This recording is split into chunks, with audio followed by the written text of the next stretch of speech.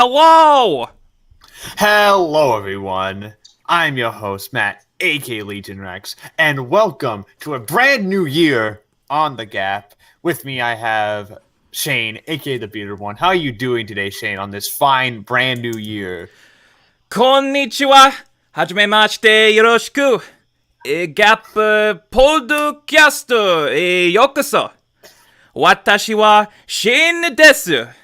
Arigatou gozaimashita! Alright, what are we doing? I did not expect you to speak What the Japanese fuck? in full Japanese. I literally learned that just for this intro. That was surprisingly good. Scary good. I don't know how to feel about I'm that. sorry. I don't think this fucking cancel the podcast now. Yeah, just fucking end it. Delete the YouTube, delete the Twitter. The person asking to cancel the podcast is Spencer. How are you doing today, Spencer? I'm doing good. I'm awake. I'm rested. I don't got school today. That's a pretty good day. I feel like that's a good day for anyone. It is a very damn good day, anyone, I like to say. With us, we also have, via speakerphone, we have Josh. How you doing today, Josh? Yes. Yes. Yes. There was a whole fucking conundrum that happened here. Josh's internet literally killed itself before we started recording, so now we have him on speakerphone. It's a whole fucking ordeal. It's an absolute mess in every way, shape, and form. What a great way to start the year, am I right? Yeah, what a great way to start the... Josh wants to die. I think... But with that being said, this is a brand new year on the G.A.P. I think it's great to be back. It's also a 1 year anniversary of the G.A.P. It's been a fantastic first year, and I'm very, very excited for this second year to be big. It's going to be bigger. It's going to be better. It's going to be dumber. It's going to be thicker. It's going to be thick. Extra thick. Extra thick. We have some stuff to talk about as well. We have some simulcast and new season discussion. We got some news. Of course, we got our featured anime of the podcast, which, if you can see from the thumbnail, is a show that I'm pretty sure that you've probably been looking forward to us talking about for a while now. Yeah, ever since the first true episode of the G.A.P. This has been like a year in the making. Yeah, so this is definitely, but we have been really, we're of course going to be really, really excited to talk about it. But let's get right into it. I think everyone here is ready to start, right? I'm ready. Let's go. I'm ready whenever you are. Alrighty then. All right. So as per usual with January, it's a brand new season of anime. We got a whole bunch of new stuff to talk about. Let's talk about the new season. It's pretty dead. Yeah, super dead. And yeah, it's pretty fucking dead. It's starting the new year off with an absolute bang. Am I right? Jack and shit. I mean, there is stuff, but not that much, to be completely honest. Let's go through some of the shows that we are going to be watching regardless, and ones that we're excited for. Shane, what shows in particular are you going to be watching this season? Okay, well, usually when we do these like beginning of season discussions, we go through our top 3 most anticipated. If you want my bullshit list, Mob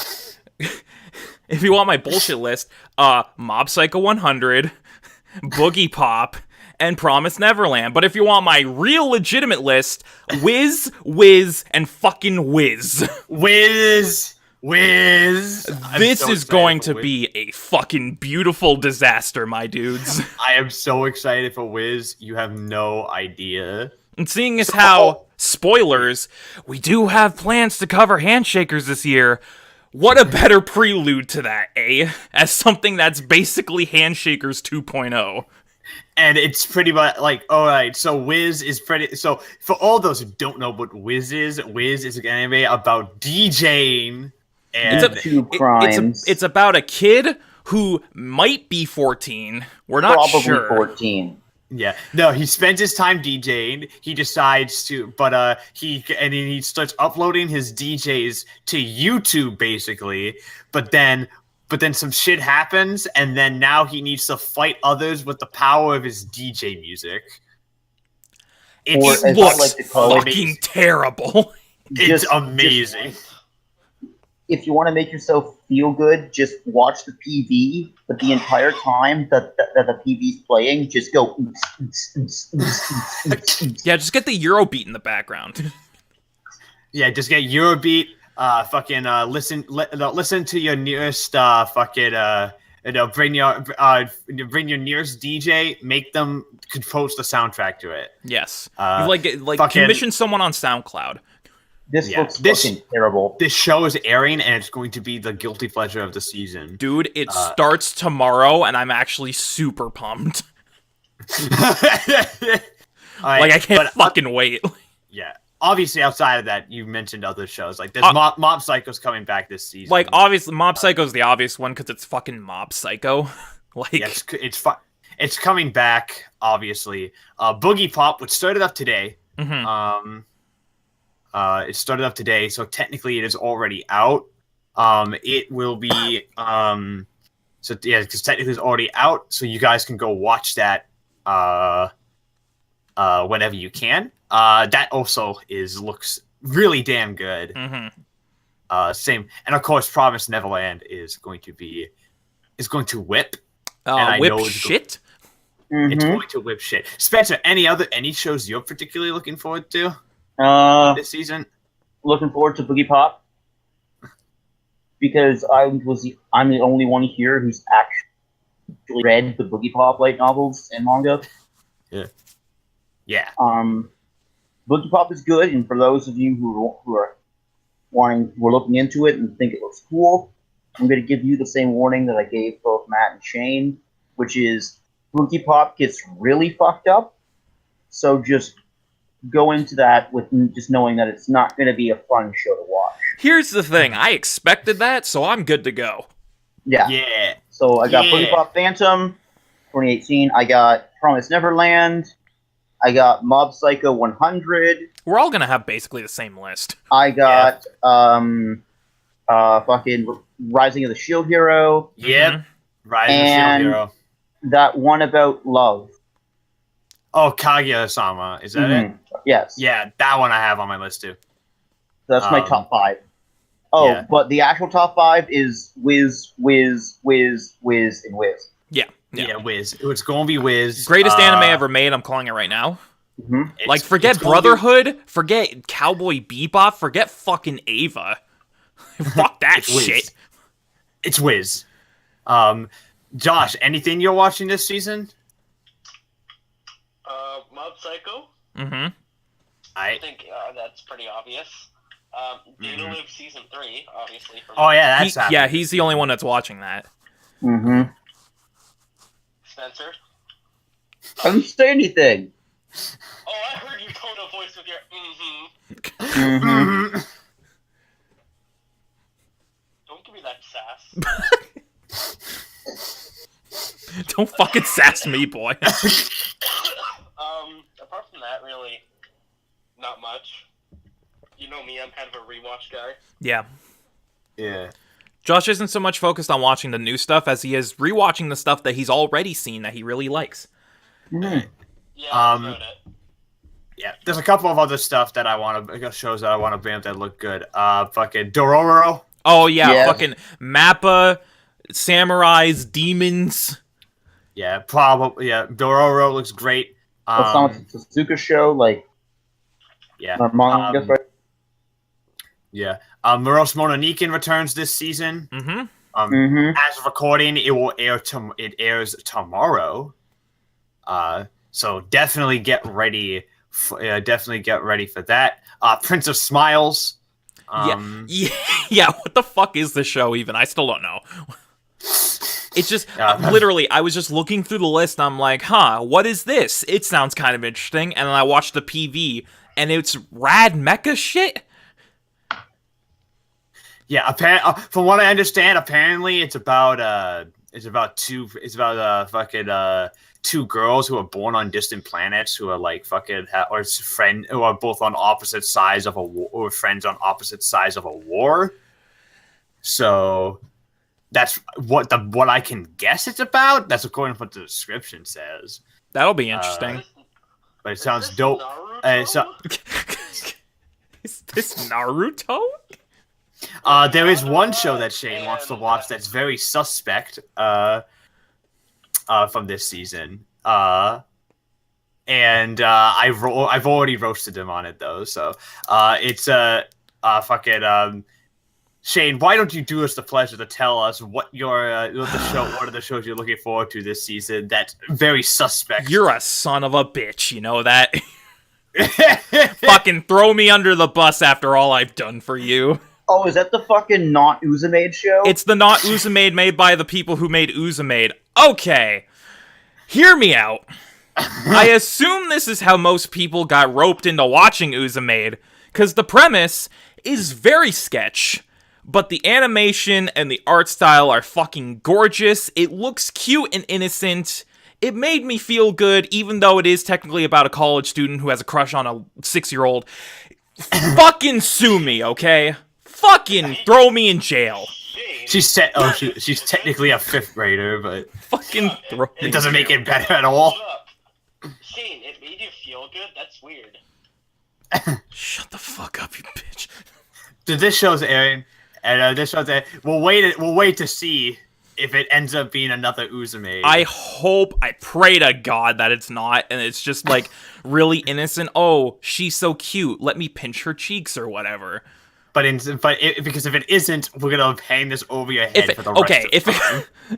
if it turns out to be another Uzumade, I'm taking that to my fucking grave. Put it on my gravestone. Fucking take that L, dude. You have to take that L if that is it. Apparently it's based on a 4 coma. I'm pretty sure so was Uzumade. Uzumade, no, Uzumade wasn't. Uzumade was a straight manga? manga. Yeah, Uzumade was straight manga. It's fucking terrible. It gives a shit. Yeah, you got Magical Girl Asuka, which is pretty much Magical Girls if they were Spec Ops, which is dope. And then there's a Domestic Girlfriend, which looks fucking gorgeous. Even though the premise is also sketch, but the very sketch premise, but it looks pretty. The PV was pretty damn good. Hey, what if we make a romance about a guy who sleeps with a girl that he doesn't want, and then it turns out that the one he actually had a crush on is his new stepsister, but also the girl he slept with is also his new stepsister. What a fucking premise, right? What a fucking coincidence. I'm gonna marry my sister? Oh, God. I swear to God, if it's Nakaimo 2.0, I'm gonna kill myself. We're leaving Nakaimo in 2018, guys. Please. Nah, Nakaimo ain't dying. I'm not letting that die. Alright, but outside of that, there's not much. There's honestly not much this season. There's a lot of shit that is never gonna be picked up. Yeah, honestly, aside from like the really big name shows that everyone is excited for, not much else. Yeah, not much this season, which is surprising. Like, of course, everyone's going to be hyped for Mob Psycho. Everyone's going to be hot for Promised Neverland. I'm sure there's plenty of people that are hyped for Boogie Pop. Other than that, though... There's a bunch of people that are excited for Rising of Shield Hero. Right. Yeah, Rising of Shield Hero. Aside from, like, the first 2 lines, we have 3 people excited for Day to Live. And of course Kakegurui if Netflix picked that up, so which means we won't see it until like August. But I like Kakegurui, so I'm willing to wait.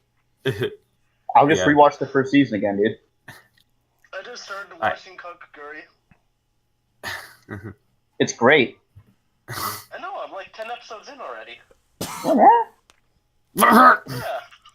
I also finally started to watch Sirius Jäger because it came out 6 months after it was out. Because welcome to Netflix. But yeah, so with that, we are.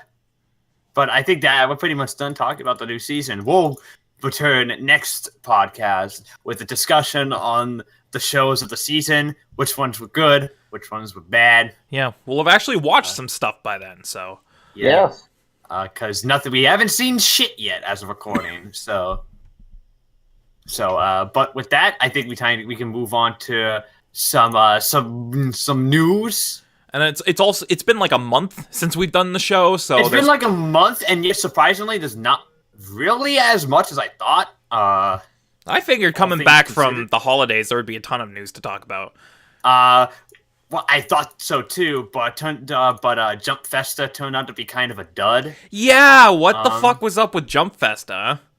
Yeah, it turned out to be kind of a dud. Not much was announced, with the exception of a bit. And then there wasn't really that much announcements over Christmas, because Japan, from like Christmas to New Year's, is basically dead. The country of Japan literally shut down. Pretty much, it seems like. And there's a couple of other announcements, but like most, there's honestly not much. But let's get right into it. Let's start with the Jump Festa stuff, because I think that's probably the biggest. Those are the biggest pieces of news. Let's start with One Piece. Because One Piece announced that they have a new film coming out this year. In August of 2019, it was revealed that the name of it is going to be One Piece Stampede. It will be opening on August 9th of this year. And it will be an anime film that's dedicated to celebrating the 20th anniversary of the anime. Not the manga, the anime specifically. The anime was 98? 99. 99. Manga was 97. It will be the 14th One Piece film released. And unlike the previous films, it will be the first One Piece film in a while that will not have any involvement from Ichiro Oda whatsoever. Outside of maybe a couple character designs. So this is a completely Toei movie. This is a completely Toei movie, which we have not seen since before Strong World. I'm okay with that. We've seen there's a lot of the One Piece films, a lot of the really good ones. In fact, one of my favorite ones is a complete Toei film, and that's the 6th one. So this is not One Piece really an issue Gold? for me. Is that Oda? What? Wasn't there a movie called like One Piece Gold or something like that? Yeah, that was the last one. That's the last one? Okay. Yeah, that was the last one. Now, obviously, Funimation will probably pick this up. I assume they will. I assume they will. The trailer doesn't really show anything. All it shows is this clips from the anime. Whatever the case is, we'll get more news on One Piece Stampede now. Now this is good for Shane though, because Shane recently just got into One Piece. Yeah, I started watching the anime back in November. It was like right after I finished my rewatch of 03. I started watching One Piece just because I felt like it. Because I was like, yeah, why not? And spoilers, guys, One Piece is really good. Like really, really good, and it's Shane got through like 50 episodes in like 2 days. I watched up to the Arlong arc, and it made me happy, it made me sad, it made me hype. Like One Piece ran me through the gambit of emotions like really quickly. It's like the best kind of emotions too. Like my favorite story in One Piece so far, from what I've seen, is still Bellemere. My heart goes out for Bellemere. The thing is, that's only the tip of the iceberg. I know it is. I know this thing is going to riggedy wreck me. So hopefully you get caught up at least decently. You're probably not going to be because of how long One Piece is, but maybe if when Stampede comes out, you'll be ready Maybe I'll have all the basics under my belt by that point. I know that I'm probably going to just do what the Funimation's doing, and just do 2 episodes a day of One Piece. Yeah, that started on the first. Yeah. So I have to watch 6 episodes today. Wait, 6, like, hey, 8. if you watch 2 episodes a day for the a day. entire year, you'll basically be almost caught up. Which it's actually a pretty good strategy. Yeah, I'd say it's a good strategy. 2 episodes a day isn't that much. That's like less than an hour of your time. That's literally 40 minutes of your. That's like 45 minutes of your life. That's not much. Like 2 episodes a day for 365 days. You'll be like almost caught up. That's like 600 episodes. No, that's over 700, dude. Yeah, that's almost. You'll be in like Dressrosa, I think, by that point. Yeah, you'll be like in the heart of Dressrosa by that point. 365, so 550. It's like 740. 730. 730. Yeah. Yeah, The One Piece is at like episode 800 something right now. So yeah, there'd be like 150 episodes by that point that you still have to catch up on. Yeah, so by that point, you just need an extra month to like fully catch up, pretty much, around there. So, but yeah, so One Piece Stampede is coming in August of 2019. Speaking of stuff, another show that we really like that got a announcement of when it's airing is My Hero. My Hero Academia will be returning later this year. Will not be returning in spring like we all thought. Instead, it will be fall anime. It will be in October of 2019. It'll be October 2019 this year. Going to be a little later than expected. But we now know why. Yeah, because Bungo Stray Dogs is returning in the spring, and that's taking over My Hero's time slot. Now, outside of that, My Hero will be in the same time slot as before, same networks, same everything. They showed there will also be also in Japan before My Hero before My Hero season 4 starts airing. They're actually going to rerun the entire show. All 3 seasons. All 3 seasons. 1 episode will run every Sunday from January to March, and 2 episodes will run every Sunday from April to September. In prep for season 3. Yeah, that's pretty good. Season 4. So they're going to be rerunning the episodes in Japan in prep for the new season. Outside of that, we also got a visual, and it's Deku with Mirio, and both of them looking fucking great. Is it just okay? Is it just me? I might be crazy, but based on the key visual they released, does anyone else think that it's gotten like the slightest shift in art style? Nope, it doesn't look like it. Honestly, I looked closer at it, and I'm like, the lines seem thicker, and it seems just like a tad more sketchy than it used to. That might just be my eyes playing with me, but it's something I noticed. It looks fine to me. Like, it looks exactly. So I don't know.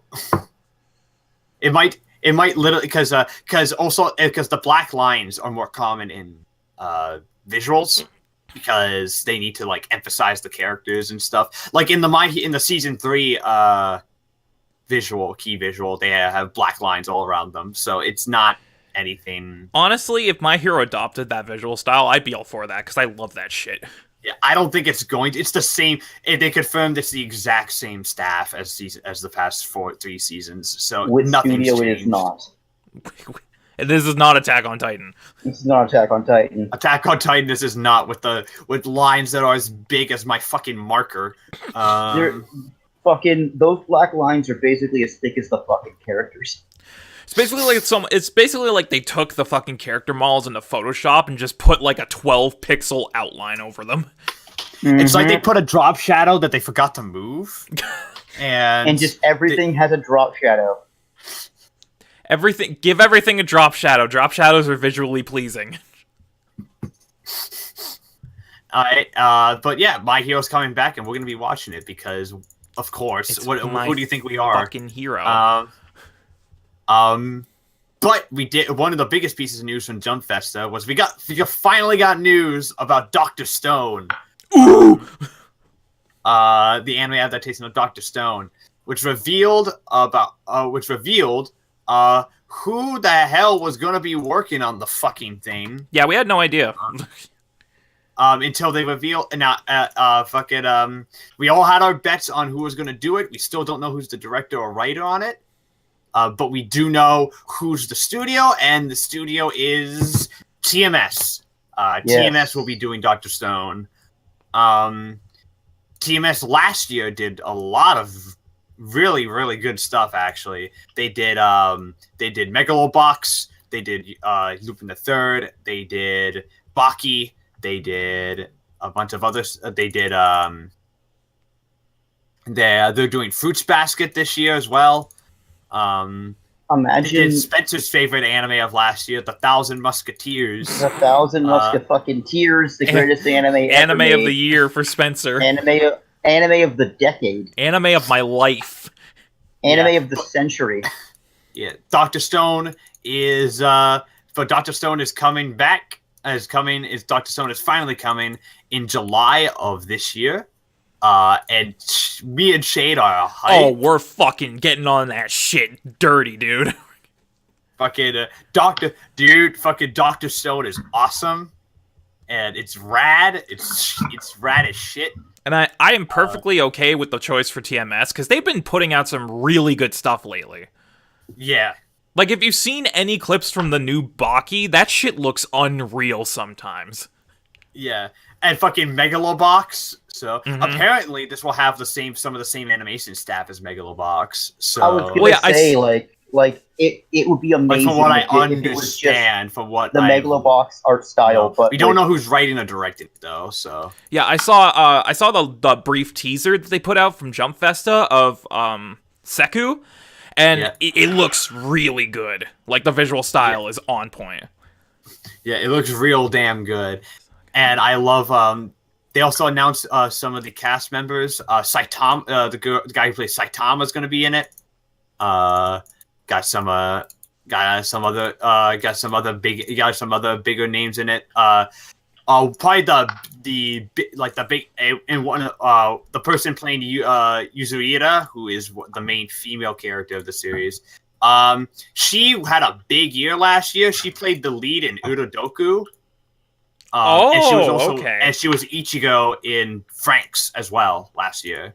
So, and those were her first two roles, by the way. So, you mean Ichiho? Yeah, Ichiho. Those were her first two roles, by the way. So, now she's going to be in Dr. Stone. So, pretty much, Dr. Stone seems to be shaping up to be fucking fantastic. And Jump Festa really pulled out all the stops for Dr. Stone. They also pulled out all the stops for another anime that I'm pretty sure Spencer's really excited is coming back. And me, I've actually seen more of this than Spencer has now, so... Yeah, Haikyuu is finally coming back. Fuck! With a brand new anime. Not a fourth season, apparently. This is not a fourth season. It's not classified as such, but it is a brand new anime. There will be a kickoff event for it on September 21st, so 2nd. Will it be airing this year? We don't know. They didn't say anything. And it was not confirmed whether or not Production IG will be returning to do the anime for it. The art style of the series will also change between seasons. It will be changed to reflect closer to the original manga as opposed to the Production IG style, which makes me think that it could be quite possible the Production IG is not doing this new season. I would be very sad if they didn't. It's quite possible because they're not classifying it as a fourth season. They actually specifically said that it's not a fourth season. But it's still a continuation. Yeah, it is still a continuation. So, which means this could be a situation. Yeah, it's a continuation, but Production IG didn't want to do it, so. But whatever, we're getting more Haikyuu, which I think that's all that matters. It's a pachinko machine. Konami is doing it. The fourth season of Haikyuu is a fucking pachinko machine. It's just they just put a fucking camera in front of a pachinko machine for 20 minutes. The fourth season is a live drama that you can only see in Japan, and will have lore-specific details handed in the pamphlets that are only available through Japanese select theaters. Yeah, it turns out Shiro Torizawa invented volleyball. Who? Turns out that Haikyuu itself is the art of volleyball. Turns out that Hinata is just a volleyball. Hinata, the plot twist is that Hinata is a stack of volleyballs He's just sentient. a fucking He's just a stack of volleyballs with an orange He's wig just on. fucking Wilson. He's just Wilson with an orange wig on. He's a stack of volleyballs that turn sentient, and that's why he can only think about volleyball, is because that's his purpose in life. It's Just to the be first at volleyball. No, Oh my god. the first episode of Haikyuu season 4 turns it into a psychological thriller where everybody turns into Gundams.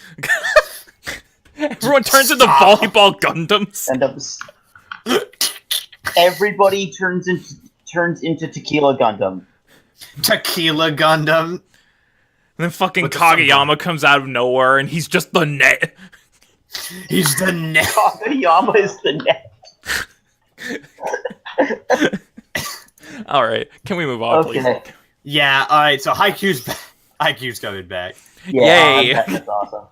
The last big piece of news, Dragon Ball did not get any news at Fuck! Jump Festa.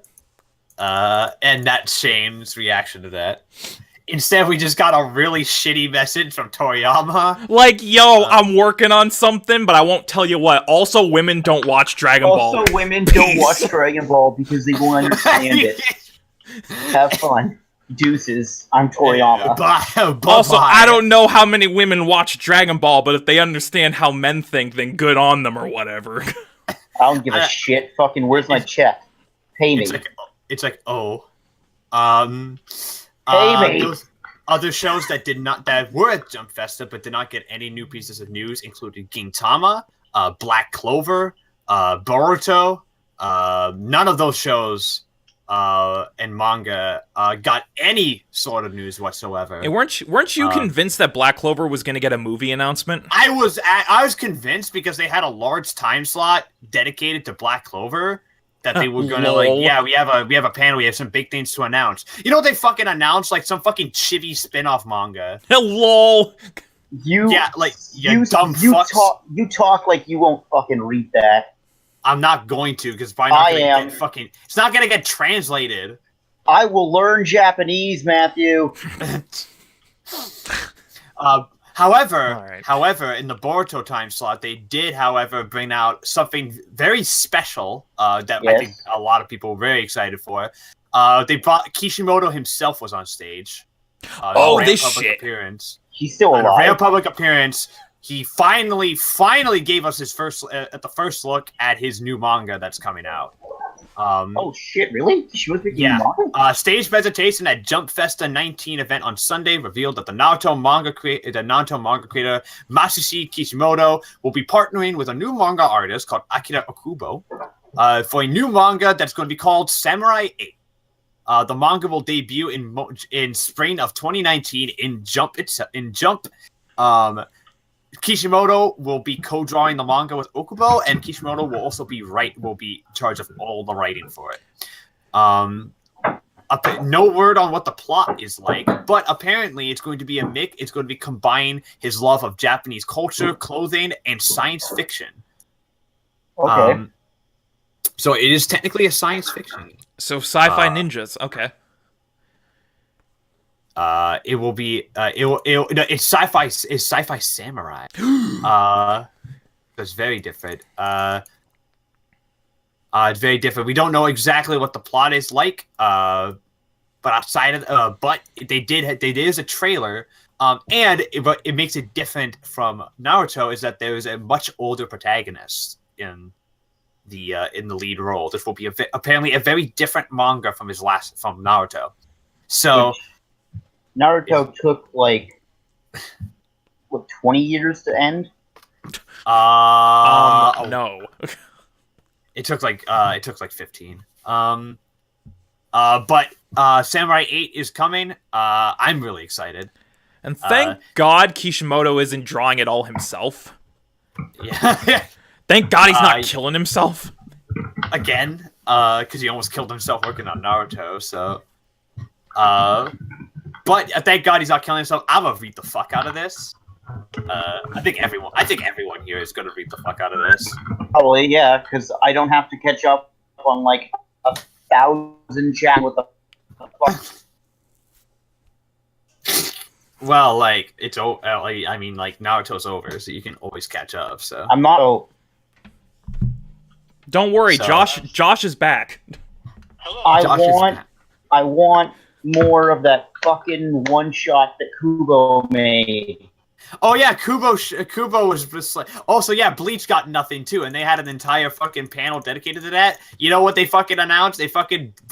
oh yeah, Brave Soul shit. Lol. Just gacha games. Pachinko machines. I hate... Pretty much... You know what? Pretty much, actually. That's what a gacha game is. It's a pachinko machine in a mobile form. So... I fucking love and hate gacha games.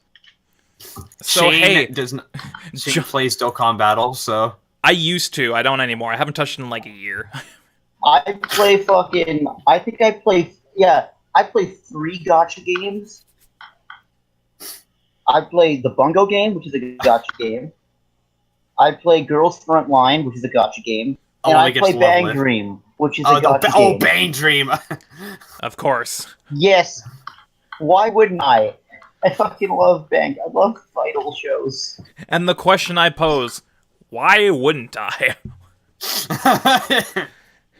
But, moving on from Jump Festa stuff, we only have 2 other pieces of news to talk about. The first thing is that the creator of Soul Eater, his new manga, Fire Force, is getting an anime, as we all know. Oh shit! That's by the creator of I didn't fucking know that Soul was Eater? the guy who did Soul Eater. Yeah, it's the guy who did Soul Eater. It's Holy yeah. fuck! Like, okay, my hype all of a sudden skyrocketed. And they announced the main staff. The head director of it will be Yuki Yase, who was a former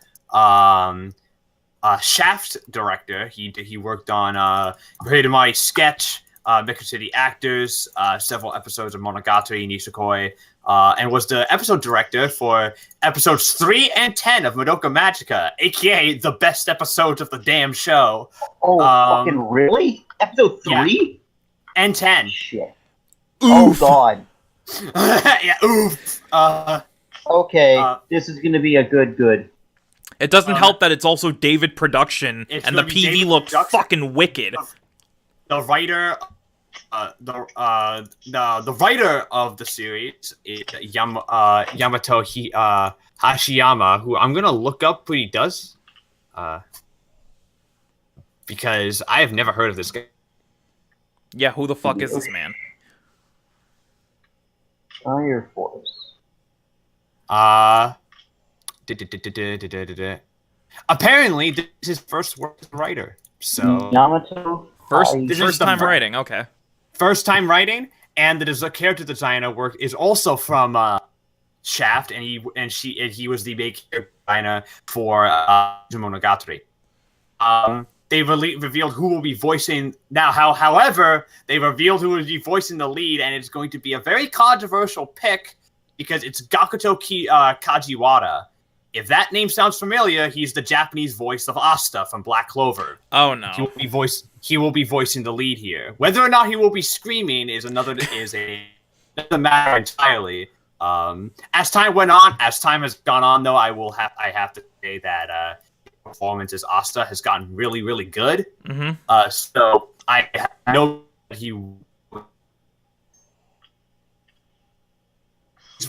there's no date on when the series will premiere, but it will probably be this year, from what I understand. Yeah. I think it's I think it's probably fall. I think it's fall.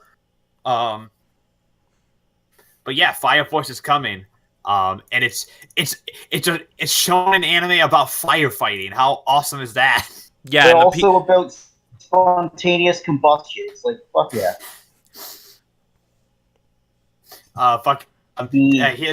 Here's the story. Terror has paralyzed the clockwork metropolis of Tokyo. Possessed by demons, people began team, leading the establishment of a special firefighting team, the Fire Force, ready to roll it up.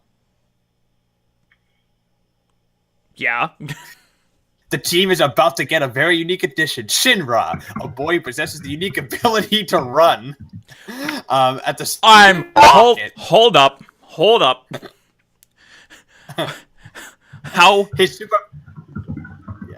superpower is that he superpower is that he Overwatch, can. right? He's Soldier 76. He can run. Yeah, he knows how to sprint. Okay. That's his special ability. Okay, but it's really cool because the power's called Devil's Footprints. Yeah, he destroys in the process. Get the Fire Force discover the source of the strange phenomenon and put a stop to it, or the shitty bird to ashes first. This sounds like stupid, hot-blooded shonen, and I'm gonna love it. And it's David production, and it looks wicked. I'm gonna fucking watch shit out of this.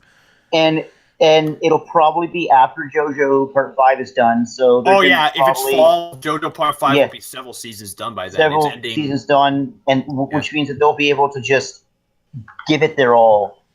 Yeah, and it's... I know, I'm just saying, like, and I want to see, like, the JoJo level effort put towards this stupid firefighting show. Did you watch the PV? I have not watched the PV Yes, yet. they do. It looks amazing, dude. The animation looks incredible. They're really nothing at all. I love... Shane had no idea it was from the guy who did Soul Eater, though. I think that's fucking great. Yeah, I had no idea. So, fuck. It's from the USO Soul Eater. Our final piece of news is about an anime that wrapped up recently, but it's getting the movie, and that's Bunny Girl. Bunny Girl. Yeah. Bunny Girl. The anime. We've known it's going to be a film based on Bunny Girl. We finally got a release date. It's going to be it's early summer. It's going to be early summer. The entire staff and cast will be returning from the show, and it will be adapting the 6th and 7th light novels. And apparently, internally, it has been described at the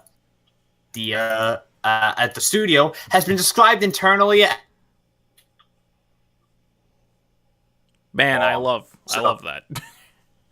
Yeah, so if you give I'm me really 2.5 hours of Bunny Girl, I'm fucking fine with that. with like movie level animation, dude. Yeah, which already fucking I think it was it Cloverworks that did it? Yes, Cloverworks. Yeah, Cloverworks. Cloverworks knocked out of the fucking park with an anime budget. Imagine if you just gave them triple the money. The movie. Imagine that. The film will follow of course our main characters Sakata and Mai, but also will mainly be focusing on Shoko from the show, who may or may not exist. Yeah, who is for Bunny Girl, by the way. The story depicts apparently when all three of their feelings and wishes intersect and cause some major problems. Oh no. From what I understand, people have read the light novels. Apparently, the Shoko's arc is really depressing. So that's fun. And does not end very happy either. So I am nervous. I swear to God, if it ends with Mai and Sakata breaking up, I'm going to kill someone. I'm gonna kill the director of this show. Kill the author of Bunny Girl, writing it in the first place. But I'm very excited. I'm very excited for this. Hopefully, this gets a theatrical release. In America, imagine this gets a theatrical release over here in Canada. Well, then we're going to see it, right? You said it's definitely 6 and 7. What? 6 and 7. Yeah. Okay, yeah, that would leave 2 light novels left. Which means we'd have to wait for another season. Yeah. Also, the title so far, according to Wikipedia, is "Rascal Does Not Dream of a Dreaming Girl." Yeah, fuck it. The official.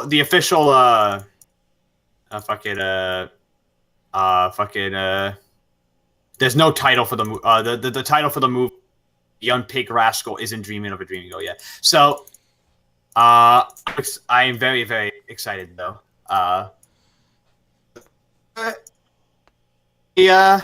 The news from the past month we've been gone. Again, not much. all Yeah, things Jump considered, Festa sucked. Jump Festa Jump Festa my was a. favorite piece of news. What's your favorite piece of news?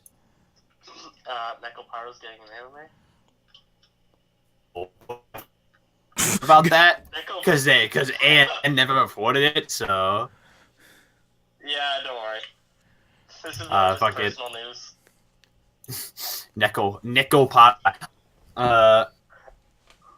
But with that, I think it's time we move on to our featured area of the podcast. I would like to intervene real quick. Someone's internet's a little wonky, so I think we need to take a brief intermission. Because you guys keep cutting out hard.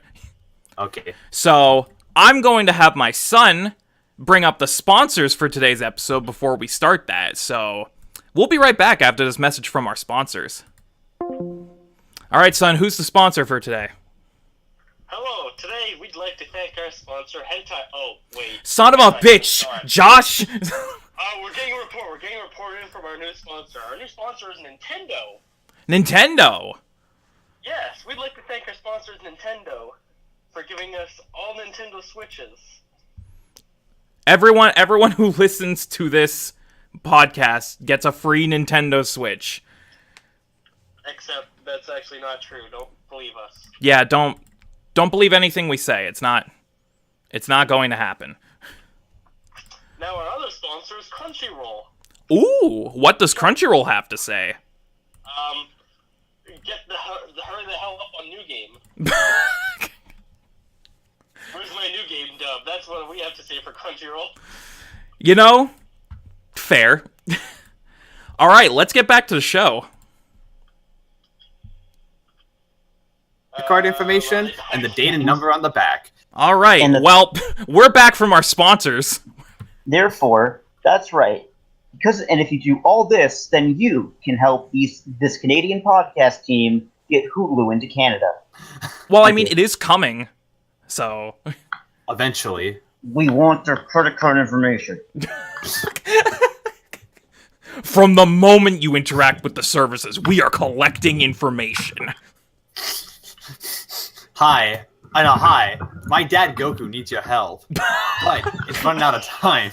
All we need is your parents' credit card number, the expiration date, and the 3 wacky numbers on the back. Goku needs your help creating a super spirit bomb to destroy Kid Buu. All he needs is your parents' credit card information.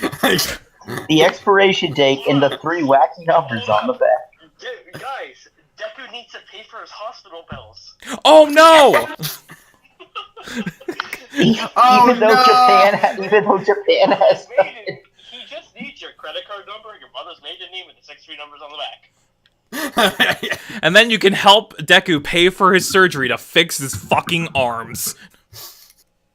What are we doing? I don't know. Let's. You asked for a sponsor. We did the sponsors. I refreshed my internet, and then I came back, and here we are. Now we're talking about credit cards. All right, yeah. As with that, while you were gone, I realized that we still haven't covered the anime sales chart. I was going to say, I feel like we're jumping into things a little here. Yeah, but now the sales are a little behind because they haven't released the ones from the past couple of weeks yet because of New Year's and all that stuff and a bunch of and stuff. So, but they do have. It is a good time to mention that Zombieland Saga is the highest selling anime of last year. So yeah, with a first week date with a first week. At least the highest first week sales, with 13,000 copies in 1 week for Zombieland Saga. Matt, you gotta tell me, what did Eurocamp win at? On his first week, 11,000. Fuck. That was first volume, first week. In the total, Eurocamp ended up hitting 15,000. So it could be quite possible that Zombieland Saga that it stays there. So far, in terms of overall sales, the highest selling anime of last year was actually Pretty Derby with 20,000 copies. Fucking Uma Musume? Really? Yeah. Yeah. Dude, that shit blew the fuck up in Japan. What is with Japan and their fucking horse girls? I don't know. Apparently that show whips, so I don't know. Apparently that show's really good. Other example, in fact, a lot of the big shows from the fall season actually What is it with Japan and overperformed. any type of animal girl? That's Oh, yeah, true. true. It's literally any type of animal, But human. actually, a large chunk of the anime from the fall season actually overperformed. Gridman sold like 8,000, which is a lot. Bunny Girl hit 6,000, which is a lot. JoJo is the highest selling season it's ever had at like 4,500, which JoJo normally sells 2,000, so it doubled. Wow, that's whoa. Okay. I learned this today. Bloom Into You is the highest selling Yuri of all time now, with 8,000. High Score Girl did 2,500, which is decent, which is pretty good for that too. Even Released the Spice sold above 1,000. Well, sold 1,300, which is pretty good for an original show.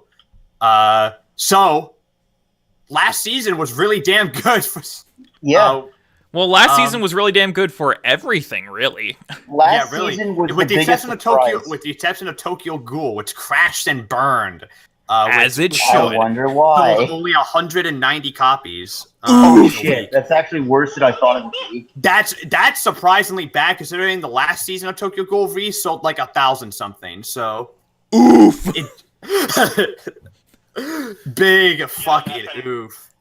F in chat, my guys. Yeah, let's get an F in chat real quick. Big ol' F. Big F. Let's just give me Just a second. put an F right there. There we go. F. It's a big Here's F. the problem, guys. Guys, I can't put F in chat. I'll put another F for you, son. There's There an we go. F. Thank you. Double F. FF Final Fantasy. F minus. Minus. Fucking but yeah, we'll find out very soon on how well some other anime sold. What's interesting actually is that I'm noticing apparently One Punch Man got a re-release as well, and it did pretty well. A Blu-ray re-release, and it did pretty good. So like 2,000 for the re-release. Probably to like hype up season 2. Yeah. But One Punch Man sold really well in its initial. It didn't do nearly as well in its initial, but it's a re-release, so of course, it makes most sense. people already have it. But it was a Blu-ray box. The Mob Psycho re-release though didn't do very well, so oof. That's actually kind of sad. That is very sad, actually. More people should watch and buy. I do find it funny though that the Judy Tyson also got a Blu-ray box re-release, and that sold like 100 copies because no one gives a shit. Don't worry, guys. It's just Judy Tyson. It's just Judy Tyson. No one gives a shit. It's just Judy Tyson. The show ended up being very meh. It was very mediocre at best. I'll have to check because I'm on my Mal right now, but I think I gave Judy Tyson like a 6. I gave it a 6. Yeah, 6. I'm sorry, but if you want me to get emotionally invested in your characters, how about you don't put them in a situation where they literally all die? Also, that was also I passed the one I was actually looking for, because I wanted to make sure. Okay, good. I'm not fucking retarded. Okay. I mean, shut up. Shut up. Oh. But yeah. Now we can move on because I think we're pretty much done with the sales charts. No, sorry, I gave it a 7. Traitor. Really? Anyway. Yeah, I did enjoy Judy Tyson. But with that, it's time we move on to our featured anime of the podcast, and it's what we've been wanting to do for a very, very long time. It's the moment you've all been waiting for. 365 days in the making. 365 days in the making. It's one of our personal favorite anime of all time, Fullmetal Alchemist Brotherhood, directed by Yasuhiro Ide and written by Hiroshi Ononagi. from Studio Bones. It aired for 64 episodes from April 5th, 2009 to July 4th, 2010. And if you want to watch it, it is currently available to watch legally on both Crunchyroll and on Netflix. Both sub and dub. Both in sub and dub on both sites, and is currently licensed by Aniplex of America. So if you want to buy a very expensive but also very, very nice and very worth it Blu-ray set, you can get it from their website. Now let's hear this word from Josh. It is expensive, but it's very much our worth it. favorites. It's our number one favorite. Don't even say one of ours. It's our number one. It's not my number one. It's That's not. the thing. It's not their my number one. Yeah. Well, guess what? It's not mine. You're stupid. So. Hey, Not mine Josh. either, Josh. Hey, Josh, how's that fucking internet going?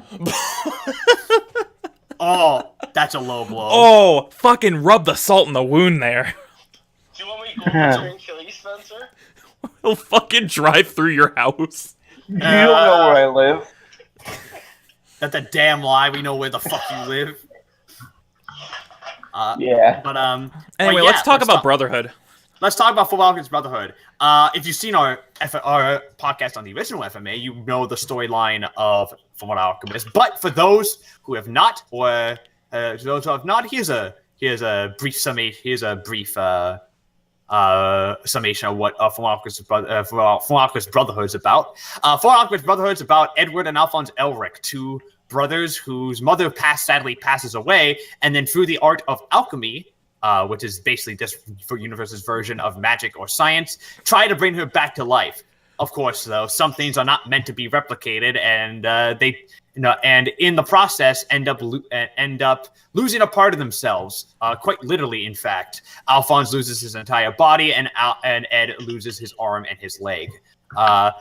So now, trying to atone for their sins, they try to search for the Philosopher's Stone in order to return their bodies to normal, all the while dealing with the mysterious threat of the homunculus and their leader, Father. All right, so Fullmetal Alchemist Brotherhood is big. It's really, really big. It's big. It's long. It's epic. It's basically thick. It's basically anime's version of Lord of the Rings, I'd argue, pretty much. It is one of the greatest epic stories told in anime history. Yeah, pretty much. It's got the greatest epic stories ever told. I will agree with Josh there. That's just me. It's got a fuck ton of characters. Got a lot of plot lines going on. They all intersect. It's got character drama. It's got political drama. It's got romantic drama. It's got plot drama. It's just got drama up the wazoo. It's got great action. It's got action scenes. It's got action. It's got comedy. It pretty much, honestly, has everything you would want in a show. Actually, pretty much. Yeah. It runs the gambit of every single emotion. But let's get more into let's get into it. Shane, what do you think of Fullmetal Alchemist Brotherhood? If you know anything about dear old Shane desu, you would know that if it wasn't for my bias towards Dragon Ball, this would be my favorite anime of all time. Like, there's no fucking contest there. I cannot even think of another show that moved me nearly as much as Brotherhood did. Especially coming off the heels of 03. Like, this blows everything else out of the water for me. Like, its characters are so multi-layered and interesting. Its world is so vast and rich in lore. Alchemy is one of the greatest power systems in anime, I would argue. The action is stellar. The animation is stellar. The story is... There are going to be many hot takes in this podcast, just letting you know right now. But I agree with Josh. This is the greatest anime story ever told. I don't fucking care. Roast me in the comments. But this is my favorite story in anime history. Nothing even comes close to topping it for me. I have such a huge spot in my heart for Brotherhood that it's honestly unfair to a lot of other shows how much I love this, but it fucking earns that merit, dude. This show is perfection in every sense of the word. Yeah. Spencer, what do you think of Fullmetal Alchemist Brotherhood? Full Mother bro. Full Wait, Metal Alchemist. Can I get a retake on that, please? Did you have a stroke? Yes, I I think think I just Spencer's had a brain stroke. shut down. I think I just had a fucking stroke. Full Full Metal Metal Alchemist. No, I Full went Metal full- Brotherhood Alchemist. I went Full Mother bro.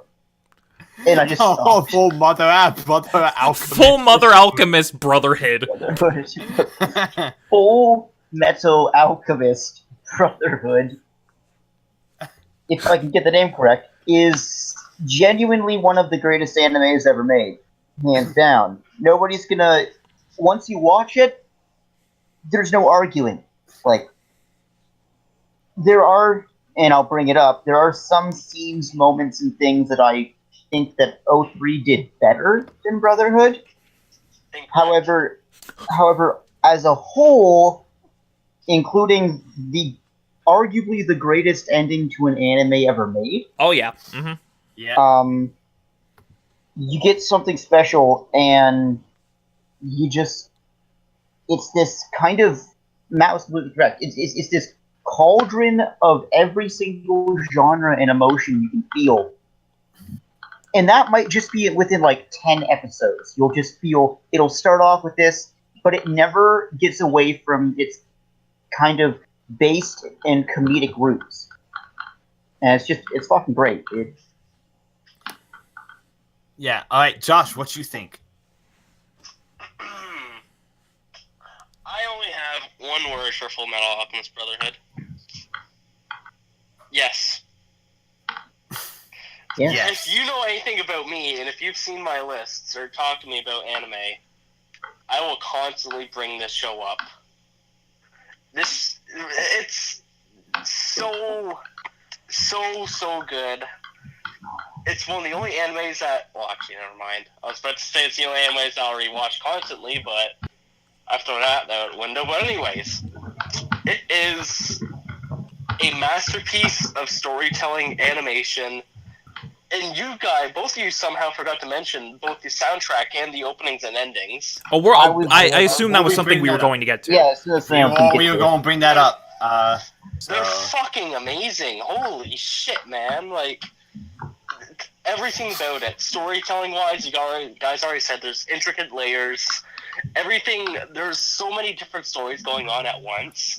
And the best part is, right at the end, they all just come crashing together perfectly to form one full cohesive story. And I love it so fucking much. Like, I just can't describe how great it is. It is something amazing. Fullmetal Alchemist Brotherhood is a show that means a lot to me. Not just from the fact that I was already a huge fan of the original series. So when I watched I immediately checked out Brotherhood right afterwards, as you do, and I was blown the fuck away first time I watched it. I was 13 when I first watched Brotherhood, so to give you some perspective, so Brotherhood being basically Brotherhood. Basically after watching Brotherhood, I just lost my it's so good. I straight up was ready to. I still consider it the greatest shonen anime ever made. It's easily shonen's finest hour. In terms of shonen, it's easily the genre's finest hour. Yeah, there's really no contest there. And as of right now, nothing has beaten it or has even come close to touching it. Not even My Hero comes close. Not even My Hero comes close.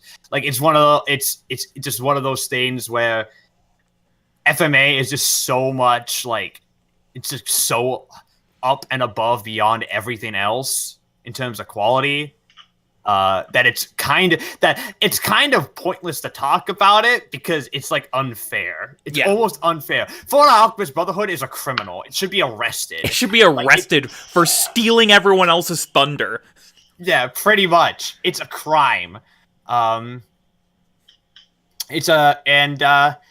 Now, for all those wondering, well, what's the difference between FMA 03 and FMA Brotherhood? Well, FMA 03, Everything. Full Alchemist Brotherhood is a adaptation of the entirety of the original manga, while the original FMA, while it adapts it goes off in its own direction due to a lack of source material. Source material. However, since Brotherhood was basically starting back when the manga was wrapping up, they are able to adapt the manga in its entirety. So let's get into probably the toughest question of the entire podcast off the bat. What is your favorite episode of Fullmetal Alchemist Brotherhood? Spencer, what's your favorite episode? That's an easy question. I just need to know the exact number. But is it 63 or 64? What's the ending? The last episode? Yeah, 64? 64, yes. 64 is my favorite episode. Journey's End. Yes. 64 is not only the greatest ending to an anime ever made, but genuinely one of the greatest standalone epilogues to an anime I've ever watched. Everything leads up to this ending that wraps everything in a beautiful, tight bow. You have, and I'm assuming this is full spoilers. Yeah, of course. I just want to make sure, again, just for people that are new, that are just joining this year for the first one, we're full spoilers on this podcast. This anime is 10 years old. If you haven't seen it yet, what the fuck is wrong with you? Sit down. It's fucking worth time. But okay, yeah. So the fact that that Al has his body back, that fucking Ed can't use clap alchemy anymore and has his original limbs back, that the small little jokes about how it doesn't kind of get to Ed at first, and he's trying to use clap alchemy, but he can't because he doesn't have his metal appendages anymore, nor can he kind of get to the gate. The whole ending scene with fucking Ed equating like true love and marriage to like equivalent exchange. Just scream. I love how screaming. Yeah. It's equivalent exchange. Instead of fucking. I promise to give. Yeah. Yeah, like you would think that like fucking. I love how like his way of proposing marriage to Winry is just screaming in her face. Screams directly in her face and is just like, I will give you half of my life if you give me half of yours. Half of your look, and then she's just like, silly, fucking idiot. Hey, you dork. All my life. But then she clues in. She's like, wait, oh no. Yeah, and it's like, and then they fuck. And the fucking and the music that plays, I think it's Trisha's lullaby. I think plays in that scene. I don't know. I mean, they do fuck, so. They do fuck. There is indeed the. They have children. They have children. They have fucked. But holy shit, episode 64 fucking runs the gambit the entire episode of just emotion after emotion after emotion. It's fantastic. Yeah. All right, Josh. Why is 64 your favorite? Because just as Spencer said, it's so fucking good. Everything comes together. Spencer forgot to mention one perfect part, though, which is the ending with all the pictures. Yes. I knew he was going to say that. The pictures make you cry because you can see everyone together, and I think one of my favorite things was Ed's last line, how he just references a show, how if you're able to endure through all the hardships and everything and keep a heart steady strong, you'll have a heart full metal. And I was like, God damn it, why did he have to do that to me? Why does it have to be so perfect? It doesn't help that entire final scene has hologram playing over it. Yeah, yep. I was just going to say hologram, my favorite opening, is playing as a perfect ending. It's just... And, like, it's so sad, too. It's such a sad episode because you know there's no more full metal coming on. Like, it's just so fucking amazing. Everything about it was just... yes. Alright, I think Josh is done. All right. Yeah.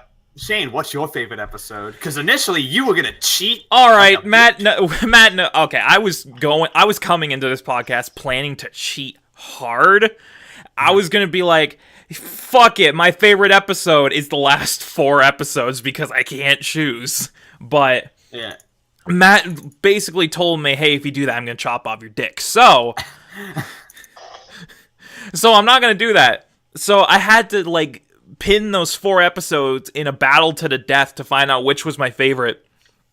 And while I agree with Spencer and Josh that 64, the finale, is as perfect a finale as you could possibly hope for your show to have, I think my favorite episode of Brotherhood is episode 62, which is right in the middle of the final fight against Father, which, hot take, the fight with Father is one of the greatest final fights in anime, period. Yeah. Period. Like, it's a fantastic fight. But what really stands out about that episode for me is, like Josh said, all of these different characters and storylines culminating together right at the end and pursuing a common goal. Everyone is against Father. And the scene where literally everyone is dogpiling him. You've got the Central soldiers firing at him. You got the Brig soldiers firing mortars. You've got all the alchemists using their alchemy and rushing him down. It's just such a great final fight. Like, it gave me chills. It made me hype. It was so goddamn tense. It had me on the edge of my seat. But the thing that really sets that episode apart for me from all the rest is Al's sacrifice. When he realizes, if I don't do something, my brother is going to die. So he sacrifices his life and goes back to the gate to get Ed's arm back. And, you know, sad. Sad as fuck. After I wiped the tears from my eyes, we get potentially one of the most iconic scenes in anime history, where Ed rips the pipe out of his arm and screams at Al from the other side, "You dumbass!" And then fucking charges Father and, like, pummels the shit out of him. It just beats the shit out of him. Just fucking wrecks his shit. And it's like, he auras him pretty much. Like, he auras him with fucking stone pillars, and it's amazing. It's like, it's all at once the hypest, the saddest, and the most fulfilling thing I've potentially ever seen in an anime. So that's why 62 is my favorite, because that's an episode that I will never forget. My favorite episode is not one of the final 4. It was close. It's really damn close. But my favorite episode is an episode from the final arc. It's in the final section. But it's an episode that has always stuck with me ever since I watched it, from just the sheer, not just the sheer brutality of it, but also the just like I was surprised that a show would go there, and it went and go there and do it well, and just be just an amazing episode. And that's episode 54, Beyond the Inferno, aka the Mustang Envy fight. Okay, that's what I was looking for. I was AKA, like, that's a close fucking second. AKA Mustang Flame Fucks Envy. AKA the greatest fucking homunculus fight in the entire show. The best homunculus fight in the entire show. This episode is all about Envy and Mustang. It's all about Mustang losing his shit over Envy, because in the last episode, he learned that Envy was the one who killed Hughes, and this episode is him slowly but surely losing his mind, and trying to kill Envy, and it ends with probably one of my favorite deaths of the show, favorite homunculus deaths, if not my favorite homunculus death of the show, where we realize how Envy feels. He's jealous of people. He's jealous of humanity, because despite all the abuse that they take, they just keep going, and Envy doesn't understand that, because he feels he would give up. So Envy Envy kills himself. Mm-hmm. And the thing I love about this episode is it shows especially with Mustang, the absolute despair that Mustang feels when against Envy. Just like the face that he makes in this is a face of just pure hatred and anger, and it's frankly terrifying. It's terrifying, but also kind of cathartic in a way, considering fucking Envy killing Hughes was just oof. Yeah, like there's been so much shit that Envy has done throughout the show up until that point that it's kind of satisfying to see him fucking get wrecked. It's satisfying to see him get wrecked, but at the same time, you can't help but feel pity for the guy, especially not afterwards. Only is it satisfying, but it brings up another thing that I want to talk about, which is the fucking sound editing and mixing in this show. Is incredible. The fact that they never have the sound of the flames overpowering the sound of the snap, because when he snaps, and you get him using both hands and just rapid firing, that the sound of the snap is so iconic to what Mustang's character is, because it's how he uses his alchemy, that when he's just staring down Envy and just going ham, you hear the explosions and you hear Envy scream out in utter pain, but there's that small sound of the snap every time it happens that you're like, holy shit, this is fucking, he's losing his mind, he's off his rocker. I actually have no idea how they managed to get a snapping sound that fucking perfect. Yeah. Like, that's some fucking voodoo of sound design right there. Because no snap fucking sounds like that. No snap sounds that perfect. Whoever made that snapping noise, they need a raise. They need a raise, and they need to get a plaque and an award. They need to get here, take my keys, go to my house and fuck my wife. There should be an award for the best fucking. Oh my god, you two are film people. What are the people called again that make the noises? Foley artists. Foley artists. Thank you. Yeah, they're responsible for all that stuff. But yeah, that's my favorite episode of FMA Brotherhood, with the close second being episode 63, Other Side of the Gateway. And also another good contender was fucking Death of the Undying, which is the episode where Lust gets fucked. Oh god, yes, that too. No, guys, listen. The best episode of contention is every episode, because every episode is perfect. I wouldn't go that far, but I won't go that far, but yeah. A vast majority of them. Incorrect. All right, but let's talk about favorite characters, because oh boy, this is where the hot takes will start to come in. I'm pretty sure. Spencer, who's your favorite character from FMA Brotherhood? I'm a bit cheeky, Matt. Don't. I know what you're gonna say. I know you're gonna say. Technically speaking, it's two characters, but they're counted as one. Oh wait. I know. My favorite character in Fullmetal Brother. Fuck, I can't say it. Full Metal Brother. Fullmetal Alchemist Brother. This is fucking morose Mononikin all over again. Yeah, and how none of you can seem to get that it's Mononokian, not Mononikin. That's why. Fucking my favorite character in Fullmetal Alchemist Brotherhood is Greedling. Same. I agree with Spencer wholeheartedly.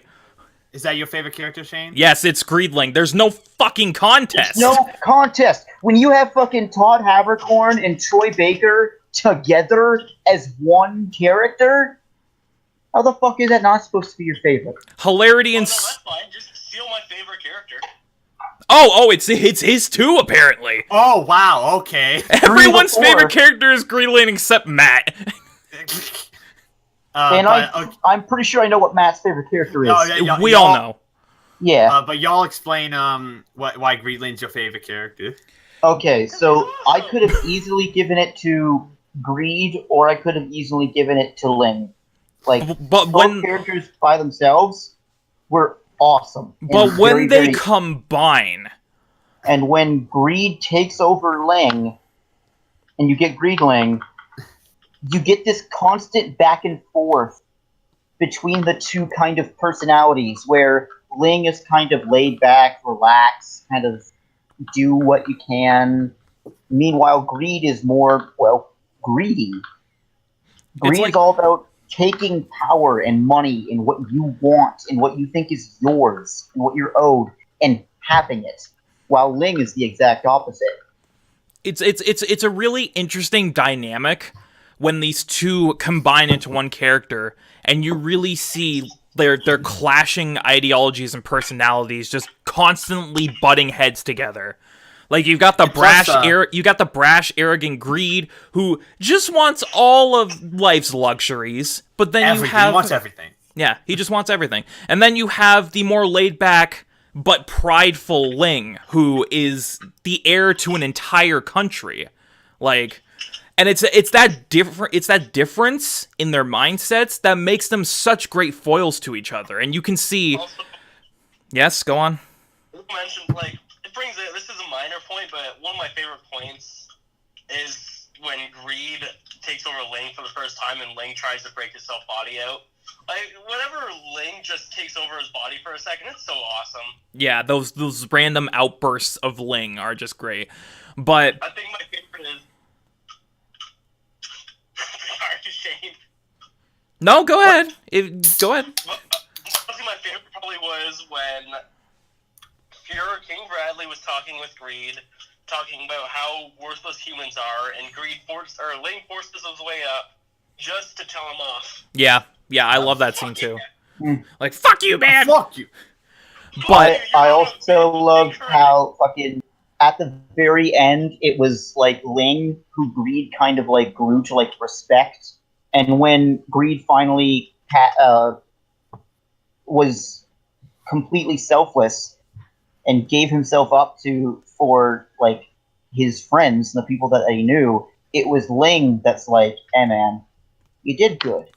You know, the show is called Brotherhood, and we know who that's referring to, but there's this weird sort of dichotomy that grows between Greed and Ling. Like, they're almost brothers by the end of it. There's a weird... The Brotherhood has multiple meanings. Brotherhood doesn't just mean the two obviously of Elric. It means the ensemble cast as a whole. This is Fullmetal Alchemist Brotherhood is more of an ensemble piece than it is of just about Ed and Al like the original series. This is more of an ensemble piece. And there's a lot of relationships that grow over the series, but the reason why Greed Ling is probably our favorite characters is because the relationship that grows between Greed and Ling as they inhabit the same body is one of the show's best. Like, hands down. Yeah, I agree. Yeah, I love Greed Ling. He's absolutely great. Yeah, what are you doing here? Eating a delicious dinner. Kicks him out. Now, Matthew. All right, Matt. Give the obvious answer. My favorite character is going to be a complete shocker. Spoilers, it was the same character in 03. It was the same character in 03. It's always been this character. It's my favorite it's my favorite character of all time from anything. Doesn't matter, from any anime I've seen, and probably in general, not just anime, just all media. Top 5 favorite characters, easy, and that's Roy fucking Mustang. I love this man. Is love this man. Major? He is a Colonel Roy Mustang. Colonel Roy Mustang. He later gets promoted to Brigadier General by the end. This man, let's talk. I want to talk about this sexy man for a second. Because in my mind, Mustang has probably my favorite arc of the show, in terms of, at least character arc in the show, from the first to the last. The Mustang is a completely different character in the last episode than he is in the first episode, where he starts out as a cocky and arrogant colonel who just kind of wants to rise up the ranks, becomes after we learn a lot about his backstory and all the stuff that happens to him, becomes by the end this really tragic figure who has experienced countless number of losses, all in the name of trying to fix a fascist government that keeps that not only oppresses him but oppresses the people he cares about. I could go on about how his alchemy is my favorite in the show. I love his relationship he has with Riza. I love the relationship he has with Ed. I love the relationship he has with just the rest of his group in general, especially Havoc. I love how he gets some of the best fights of the show. I love how, despite I love how the stings that happen to him, they stick. They have consequences. They affect him. They don't. No, they don't. It doesn't simply just like, oh, like now this happens. Like the stuff that happens to him, like they change him. They make him a completely different person. I just love Mustaine as a character. I can't think of anything about him that doesn't work. And he was my favorite. He was my favorite in 03 he was my favorite in 03 as well. But Brotherhood just makes him like a completely just so much better. Oh yeah, what they do with Mustang's character in Brotherhood is above and beyond anything they did in 03. Like, it's remarkable.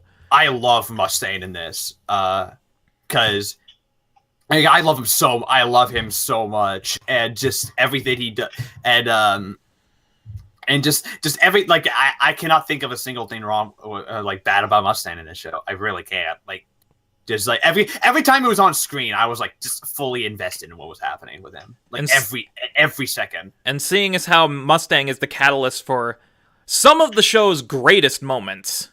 Yeah. Yeah. Yeah, exactly. Like he's my pick and will forever be my pick. He's my favorite anime character. I can't think. It's just I love him so much, and I would watch a spin-off show about Mustang. I love him that much. I thought Asuka was your favorite anime character. Who? Asuka, or whoever it was. Asuka? Asuka is not my favorite anime character. She's my second favorite. So, close. I don't know, man. What do you mean you don't know? Waifu, I'm pretty sure. No waifu, dude. There's a difference between here's the thing though. Yes. But Incorrect. Yeah, in fucking all right. But with a best muck on the worst, I know some people probably had some problems picking this. Who's your least favorite character in Fullmetal Alchemist? Mine was fucking easy. It took me 2 seconds. It took me literally 2 seconds. All right, who is it, Spencer? It's Xiao Tucker. Still? Oh, come on! Xiao Tucker is the fucking worst anime character ever made, and gives Nina a run for her money. There are fundamentally worse characters in the show that literally do nothing, and you pick Xiao Tucker. I have my least favorites, and it's gonna make Shane laugh. Oh god. But, no, okay, because you know what? Yeah, some characters are fundamentally worse because they do nothing, but this fucker is worse because he does everything. All right, no, this guy is Xiao Tucker's in it for one episode, Spencer. Yeah, guess what? One episode. I'm pretty sure I had depression when I watched Brotherhood, but I'm pretty sure that episode made me want to fucking kill myself. Because I was just like, man, this fucker is the worst. Genuinely the worst human piece of fucking filth. Not only does he take his wife out, but he goes, you know what would be a good idea with these fucking state alchemists living with me? Let's do some secret underground chimera research. Oops, my daughter disappeared. Oops, my dog disappeared. Oops, here they are together. Yeah, the meme's been done a million times. You know, the dog goes, Edward. But, like, fuck, Xiao Tucker's a piece of shit, and I hope that, for his sake, that his death was very, very painful. All right, Josh, try saying that again, because you screamed so loud that you cut out. Big brother Ed. Oh, okay. Yeah, I have PTSD from that stuff, so. But okay. But yeah, Josh, who's your least favorite character?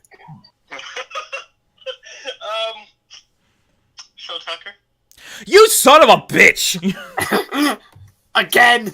Like, there are worse characters in the show that literally do nothing, and yes, Shao Tucker is a garbage human being, but his character was worse in 03. Because you know why? They turned him into a fucking chimera and had him stick around when he didn't need to. And he looked and he looked really stupid. Stupid. No, but all right, Shade, who's your least favorite character? All right, so as I said, there are characters fundamentally worse than Shao Tucker that literally do nothing. So I'm gonna guess no one's gonna even know who the fuck I'm talking about. But my least favorite character is Beto. Oh, the Chimera? The fucking lizard chimera. Yeah, the lizard guy. He's literally there for 2 episodes, runs away, and then gets killed by Greed. That's literally all he does. He's there to bring Ling out and make Greed remember. That's the only purpose he serves. And then he dies. Pretty good purpose if I say so myself, asshole. Sure, but what else does he fucking do? He sits in the shadows and he's like, I wonder where Mr. Greed is, and then gets fucking stabbed by him. So fuck him. Alright, so, I have a lot of characters that I could have picked, because I could have picked any of the Chimeras, to be completely honest with you, as a least favorite character, because they don't do anything. But my least favorite character is a character, I can say, I don't hate any of the characters in this show, with the exception of, Shao Tucker. But even then, like, he's there to be hated. So, like, it's a case of, like, which one does the least, like, which one is, like, the least important? And my goes to, fucking Yoki. You know what? Fair. That was one of my picks, too. Yeah, what does he do? He does nothing. I actually don't know who that one is. Yoki is the guy with the mustache, and he's like, he was from Usewell. He banked up the citizens, and was like, yo, here's some gold. That motherfucker? Yeah, that motherfucker. And then he became friends with May and Scar. Yes, never mind, yes. And then did nothing. He's literally just part of the entourage, and his entire existence is meant for other characters to shit on him. He's a joke. He's still not an asshole.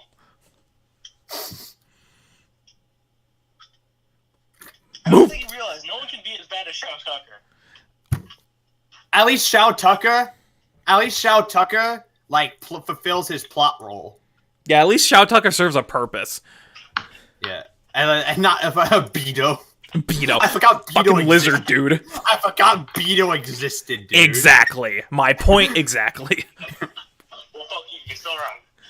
Well, fuck you, too. Alright, let's talk about some other things we really like about Brotherhood. I want to bring up Akiru Senju's score. Yes, thank you. I was going to bring it up. Akira Senju's score. Akira Senju also did the music for not too much else, actually. He's mostly a conductor for, like, actual music, not anime music. Yeah, not this anime bullshit. But he did, his most famous is stuff outside of that, is he did the music for Tales of Vesperia, as well as Victory Gundam and Valrave the Liberator. Those are the shows that he's most famous for. And his music here is really damn good. I don't know what I prefer. I don't know if I prefer the OG soundtrack or this one's, to be completely honest, because both are spectacular. Although I will say, and both are very different. Both are very different styles. Mm-hmm. This one was more focused on the use of a choir. It was big. It was epic. It was, which is funny because my favorite song in the entire fucking, or my two favorite songs actually in the entire show are Trish's Lullaby, and I think it's Laffy's Philosophorum, I believe is the other one. Both have choir. Both have choir, which if you know me, you know I fucking appreciate some choir. And it's Latin choir. So, but also Trish's Lullaby just makes me sad and puts me to sleep. Yeah. At the same time, though, the original's music was done by Michiru Oshima, who also did the music for fucking fucking Blast of Tempest and Bloom Into You. So Yeah, Oof. outstanding music, and O3 had Bracha, which was also a really good vocal track that was used in the show. Honestly, probably my favorite track in the entire franchise, not just the original. Like, just I think that might be my favorite. Yeah, so yeah, I'm gonna have actually, to you know agree what? with you. I'm thinking about it. I think for the soundtrack, I'm actually gonna give the edge to the O3 on this. I'm not For gonna the lie. soundtrack, yes, I will give it also the O3. Incorrect. Josh says otherwise. This does not include OPs, by the way, if you're wondering. This is the sound. Yeah. No, I'm still considering the OST because I still prefer Brotherhood. That's fine. Matt? What about you, Shane? Which one do you prefer? I'm not gonna Or pick OST? just because I like both. So Coward. fuck you. Fuck. Let's give a special shout out to the language that we're speaking right now, because holy shit, this dub. This has the greatest dub ever made. I don't Yeah, care. it's not my favorite. We all know. It's a fantastic Better than dub. Bebop's? Better than Bebop's, though? Okay, better than Bebop is a high contender, yes. Yeah, and Better than Bakuno as well. Bakuno's? I haven't seen Bakuno's. Fuck you. Okay, This is a fantastic dub. Bakuno is a really good dub. What else? Yeah. Yeah. Yeah. Dub's still really good, though. It's the dub's so fucking amazing. I love Even this. though after this most recent rewatch, you can tell this is like you can tell that this is an older Funimation dub because a lot of the characters have the same voice. But yeah, it's fantastic acting across the board. you can tell this is an older Funimation dub because Travis Willingham is still in it. Yeah. Whoa. He voices Knuckles now. He's Knuckles. He doesn't chuckle. He just flexes his muscles. He's a feminist. Shut up. Sonic Boom is something else. Anyway. But but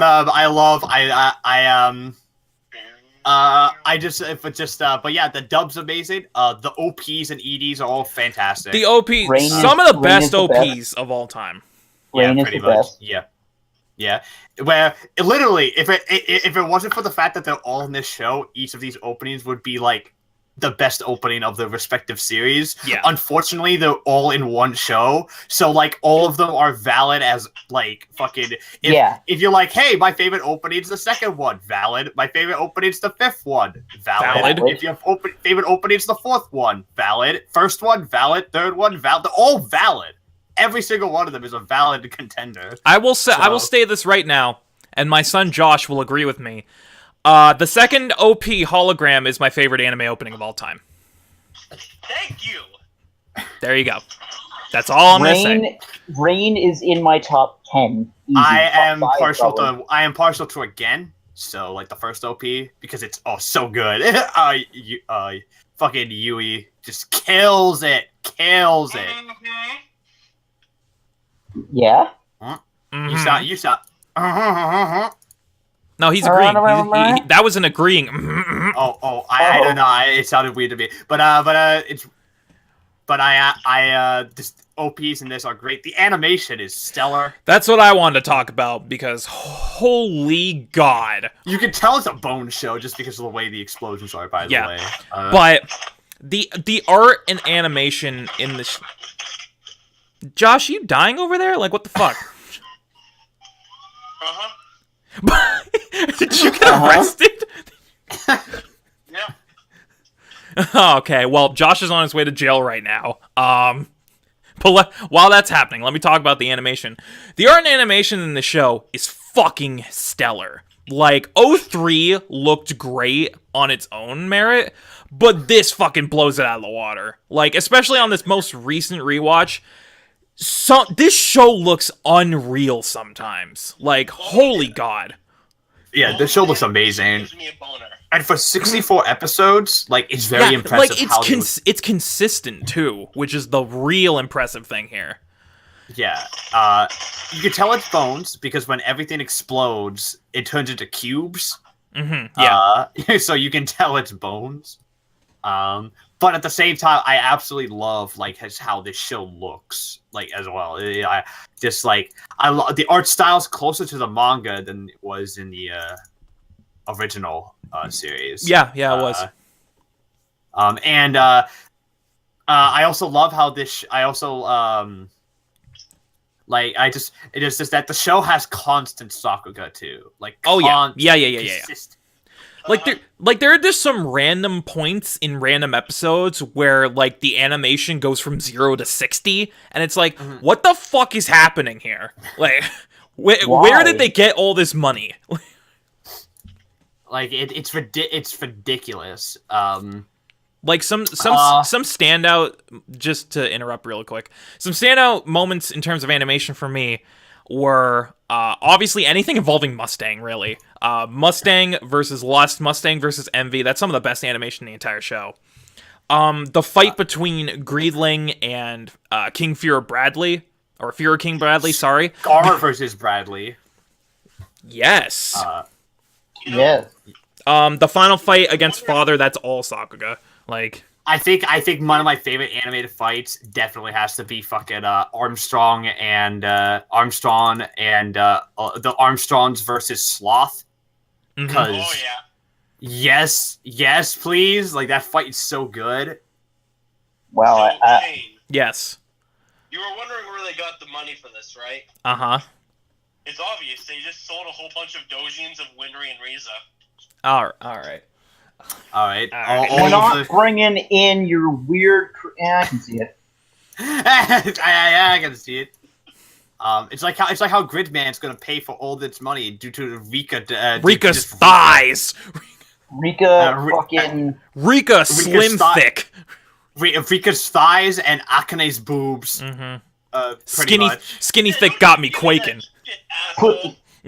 You put the two of them together, you got my fucking snack. Yeah, you say fuck you. Fuck you. Fuck you. So yeah, the moral of the story here was that the animation's really fucking good. Anything else you want to mention that's really good about the show that we haven't brought up? The fucking story? the story? This story would make fucking Virgil happy. And that's a man who wrote the I Need. This is a classic. That's a little classic literature. Get the fuck out of here, Spencer. Nietzsche. God doesn't exist. Watches Fullmetal Alchemist Brotherhood. God there he is. Oh, there he is. He's getting dragged out of space. Oh shit! This is a lot better than God just being Germany in 1930s. I absolutely fucking love the story to this show. And it never loses sight on what its story is either. It's the same story from beginning to end. There's always an end goal, and no matter where the story takes these characters, they always have that goal in mind. Yeah, and and while the ending of the show, is the ending of the show predictable? A little bit, but doesn't stop it from being fucking but incredible. It works. It's exactly what the show needed it to be. You know, especially if you watched 03, the ending is exactly what you wanted it to be. Yeah. Yeah. It's exactly the type of show that you want. The ending you wanted the show to have. Best girl. Best girl? We're not gonna. All right. Best no, girl. We have to get into this. We have to get into this. We have to at least discuss because this. I'm pretty sure me and Shane have the same best girl. Go on. Okay, so let's start with the boy on speakerphone. Josh, who's your best girl in Brotherhood? You guys actually probably don't know who my best girl is. Yeah, I don't. A lot of fun. Ooh, man Lawn of culture, I see. Oh shit! Oh, Lawn Fawn. You know what? Yeah. A rare pick. I don't hear often, but a very, very good one. Very good pick. That's a good pick. That's a rare pick, but a good pick. Oh, Lawn Fawn is fucking great, dude. Yeah, dude. But she's got the hot, but she's also got like the badassery to back it up. She got the hots. She got the hots. Fucking Christ.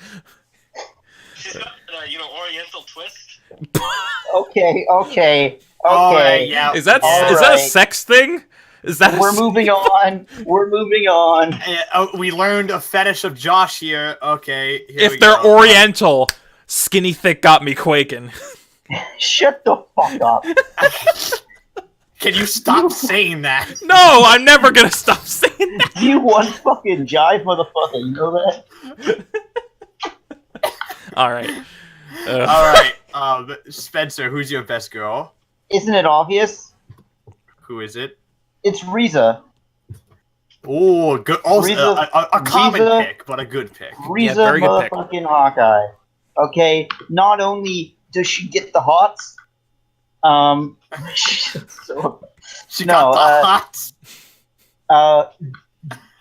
that fucking German flair got me shaken. I'm just also mocking him, but I'm a also bad no, she's- influence, I see. She's genuinely the best female character.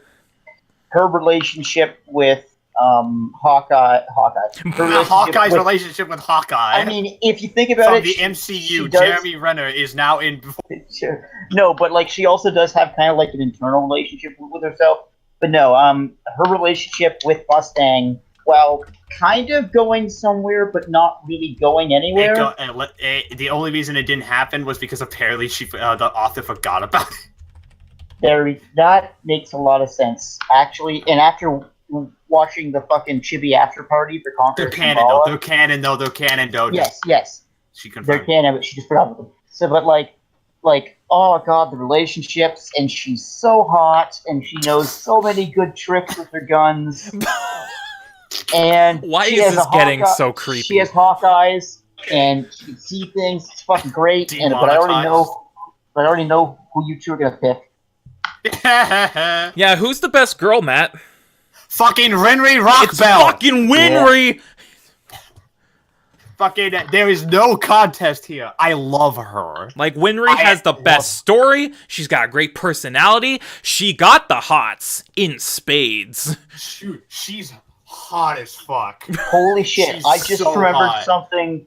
I just remembered something that I don't know if Matt remembers from high school. Fullmetal no. Alchemist was the catalyst that Spencer was in denial for years and years that he didn't like blondes.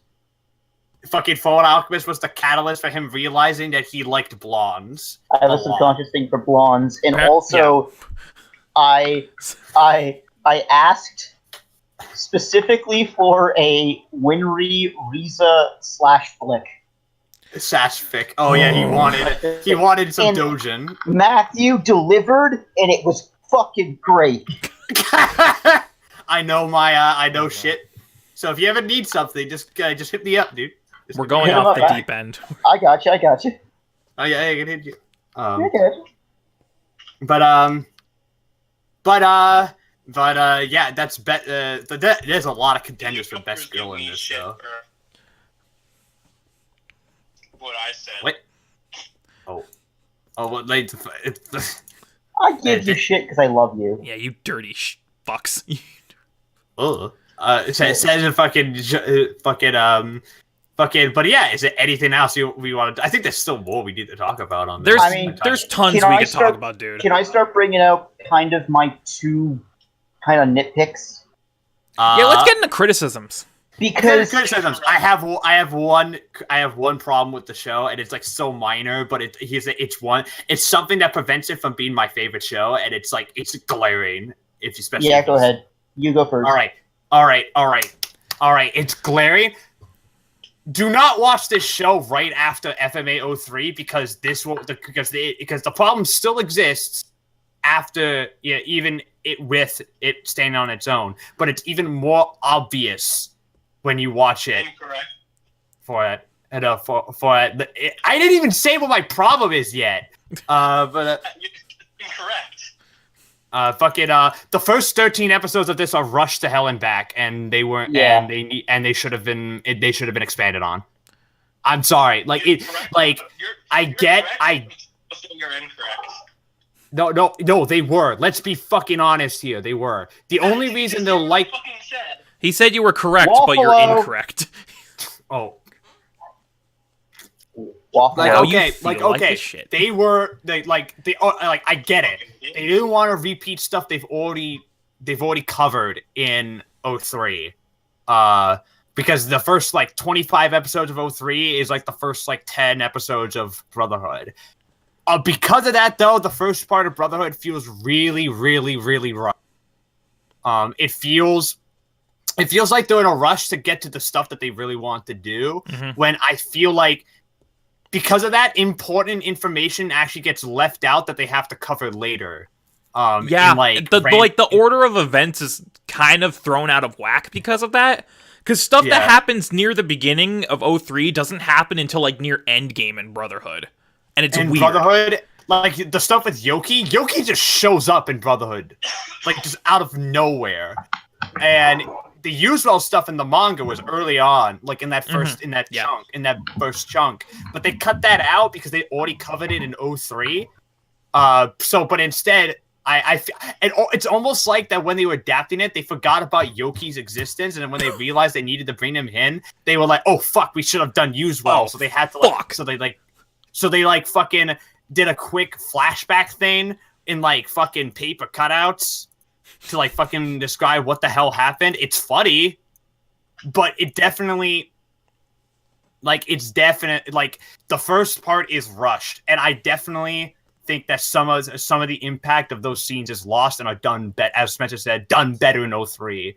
I think the Nina stuff is done better in 03. I think that the origin is done a little bit better in 03. Hughes is I think that Hughes' death is done better, but I think his funeral's done better in 03. Speaking of, Matthew, thank you. Because you touched on a couple of things. As I stated when I started, there are certain things that I think 03 does as a whole better than Brotherhood. Not saying that 03 as an anime is better than Brotherhood, but there are certain aspects that Brotherhood does not as good as 03. And here are some of those aspects. It's all in the beginning. Some of it's actually near the end. One is Hughes, and Hughes' death more specifically. Hughes is barely a thing in this. Not only barely. In 03, A, you get to know him a bit. B, the death kind of happens, which I appreciate a lot more than just from like a standpoint. Like the death is almost treated as an afterthought in 03 as compared to how it's drawn out. And then there's the funeral scene with his daughter, and because of that scene, I cried for a solid half an hour. Just hearing his daughter in 03 go, "What? Daddy's going to be late for work. Why isn't Daddy waking up?" And just having everybody around him cry. Yes, I know Josh is going to bring up the scene after the funeral with Hawkeye and Mustang, which was a good scene. Don't get me wrong. Get the fuck out of my head.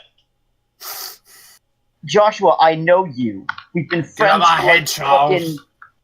We've been friends since you were in like grade 2. Get out of my head. I know what you're gonna say, and I'm gonna say that they could have added that. They could have added that scene.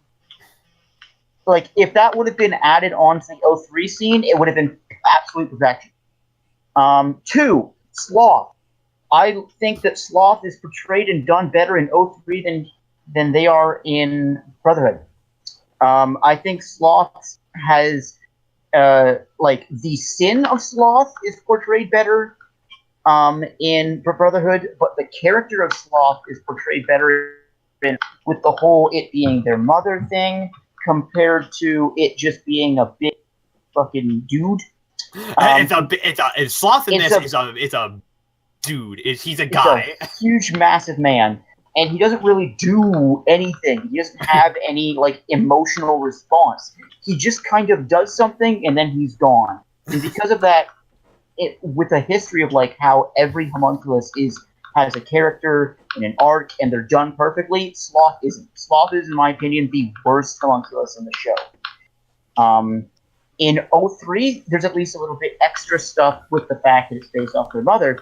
And 3, the big one that I think is that I can't, because there's too many kind of small but big things as one big thing. which is, and I agree with exactly what Matt's saying, which is that while the story as a whole is fantastic, and it's genuinely one of the best anime epic stories we've already seen ever, the fact that they just assumed that the person has watched 03, like, and then immediately goes to Brotherhood causes some issues later on when they're bringing old stuff into the new stuff, but in a way that makes no logical sense in the world. Like, there are very slight exposition dumps that kind of feel out of place in this really breathing, living world. Mm-hmm. And now once the show gets the grade, though, that's when it starts to pace a lot better, I feel. Oh, yeah. Once it gets the grade. Shane, do you have any issues? Not that it hasn't already been mentioned. Like, my main issue is exactly what Matt said. I feel that the first section of the story was done better in 03. Even though, after this most recent rewatch, I still really like the first section of Brotherhood. It's got some great moments, and they're very well-produced episodes. Yeah, it was definitely done better in 03. Yeah. That's really my only major complaint with this show. Yeah. Yeah, it's, yeah, because outside of that, I got nothing. No, I got nothing. Yeah. I got nothing. Like, yeah, I can't think of anything. Those could be considered fucking nitpicks, but they're things that I feel that 03 does as a whole better.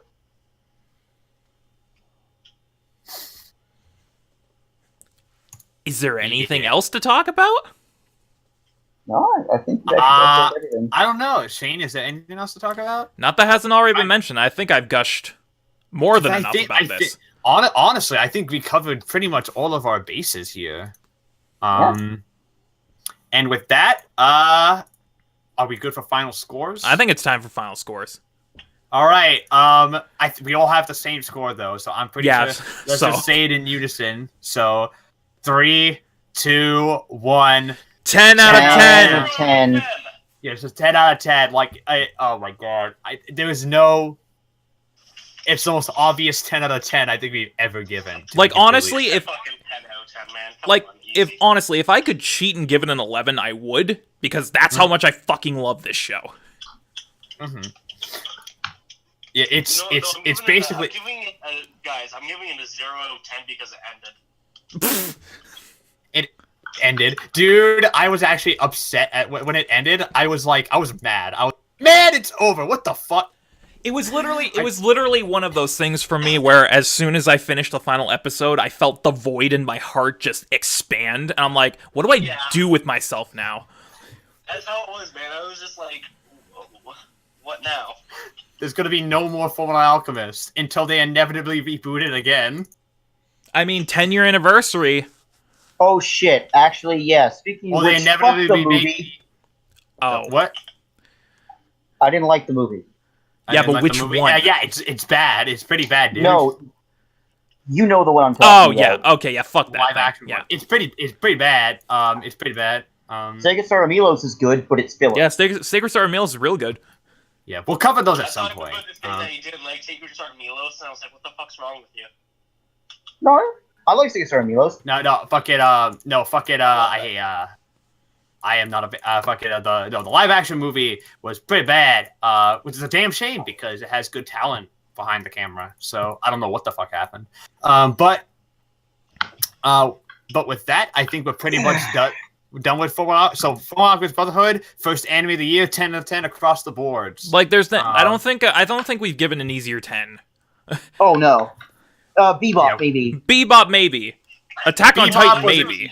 My Hero season. Attack on Titan was also an easy. Yeah. Not even My Hero got this easy of a 10 for me. Like My Hero, I had to think about it. I was like, no, it's a 10. Like I had to do that. This, I'm just like, no, 10. Dad.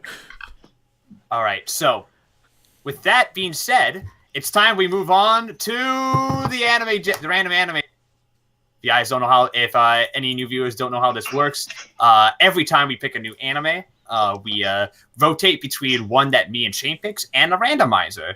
The next podcast is since The last time we did this, it was my pick. It is on to the randomizers, as Brotherhood was a special occasion. All right, I'll get to it. Matthew. So, yes. I wish to use my meta.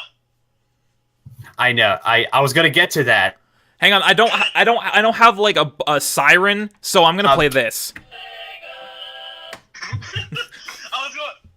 I wanted to do like the Smash Bros. And New Challengers appeared sound. Boom.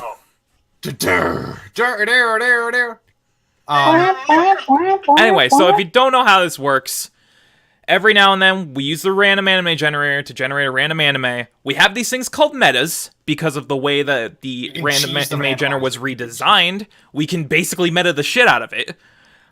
Josh wishes to use his meta. Yeah, Josh wishes to use his meta. Everyone gets one meta a year. They do not stack.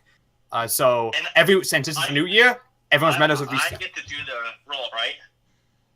No, you tell Matt what to put in, and he does the roll. Okay, Matt, are you ready? Mm-hmm. I would like an action, drama, fantasy, psychological romance from 2015 to 2016. And cut everything else out. All right, so I'm back. Just had to yell at someone for a second. Oh, he didn't even hear you, Josh. Oh, thank Matt. No, I actually had to go. Like, I was like, so. All right, so what for meta? What years do you want this released in? 2015 to 2016. 2015 to 2016. All right. What include which genres? Action, drama, fantasy, psychological, and romance. Psychological and romance. All right. And then excluded genres? Everything else. Everything else is gone. Yes. All right, so when you're done that, Matt, run that back by us just so we make sure. All right. So, it's an anime released between 2015 to 2016. It includes with the genres of action, drama, fantasy, psychological, and romance. And the excluded genres is everything else. Yes. All right. Let's I clicked see the what button, happens. It generated the anime, and our chosen anime is the anime I'm pretty sure Josh wanted. Our next anime for the podcast is ReZero, starting life in another world. Wow. The first time someone on the show hasn't fucked up their meta. Yeah. ReZero. When Subaru Natsuki leaves the convenience store, the last thing he expects is to be wrenched from his everyday life and dropped into a fantasy world. Things aren't looking good for the bewildered teenager, however. Not long after his arrival, he's attacked with them thugs. Armed with only a bag of groceries and a now useless cell phone, he is quickly beaten to a pulp. Fortunately, a mysterious beauty named Satella, in hot pursuit after the one who saw an insignia, happens upon Subaru and saves him. But in order to thank the honest and kind-hearted girl, Subaru offers to help her in her search, and later that night, he even finds the whereabouts of what he seeks. But unknowns to them, a much darker force stalks the pair from the shadows, and just minutes before locating the insignia, Subaru and Statella are brutally murdered. However, Subaru immediately reawakens to a familiar scene, confronted by the same group of thugs, meeting Statella all over again. The enigma deepens as history continues to repeat itself. ReZero, so our next episode will cover the critically acclaimed isekai ReZero. So, and with that, I think Shane is very excited to cover this because he's been wanting to watch this for a very long time. Yeah, we've known that Josh was going to go for this for like months. So the fact that we finally got it and we're actually going to do it now, I'm pretty psyched. Yeah, I'm psyched for ReZero. I'm so excited. I fucking love this show, man, and I cannot wait for you guys to watch it. I've been told to watch ReZero since it fucking came out by both Joshes, mind you. So I'm excited. Yeah, I love time loops. Yeah, I'm same. And with that, I think it's time we wrap. I think we're gonna wrap up here. I'm your host, Matt, aka Legion Rex. You can find me on YouTube and on Twitter in the links below. Just make sure to follow and subscribe to me if you're interested.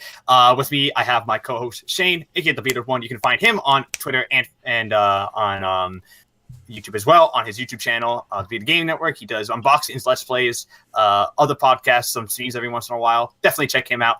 With me, I also have Spencer and Josh, who have graciously over the past year contributed a ton to the G.A.P, and I couldn't be happier.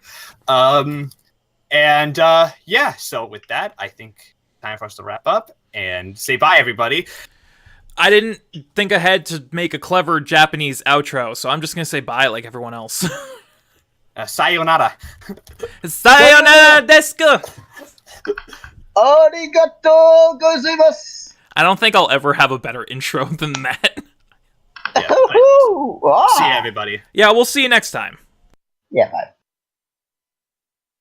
Thank you for listening to The G.A.P. If you like what you've seen, you can subscribe to the G.A.P Podcast YouTube channel to get the latest podcasts as they go live. Be sure to like and comment and let us know what you guys think of the show. Thank you very much for tuning in, and we'll see you next week.